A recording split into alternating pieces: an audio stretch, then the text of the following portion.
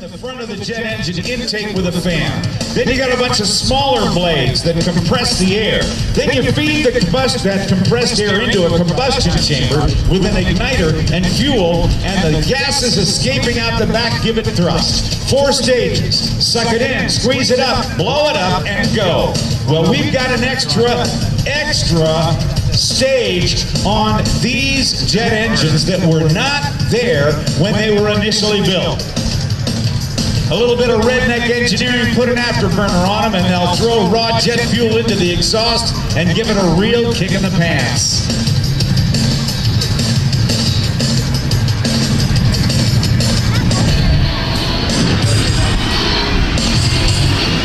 Listen to this, the burner pops from Shockwave.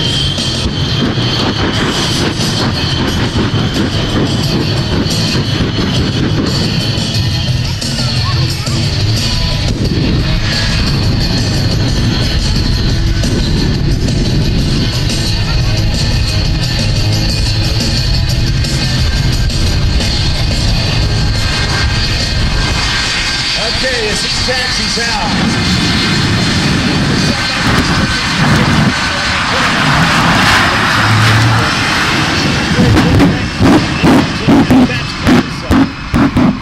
Facebook.com/Rob-Announcer. Send them to me. I don't care if it's a smartphone or you got a camera with a...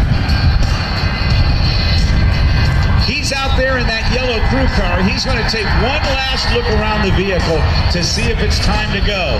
I think we're going to see things spool up, and let's see how fast he can get going. He's got a downwind run. Here we go, ladies and gentlemen. It's time to release the brakes. He's on the roll.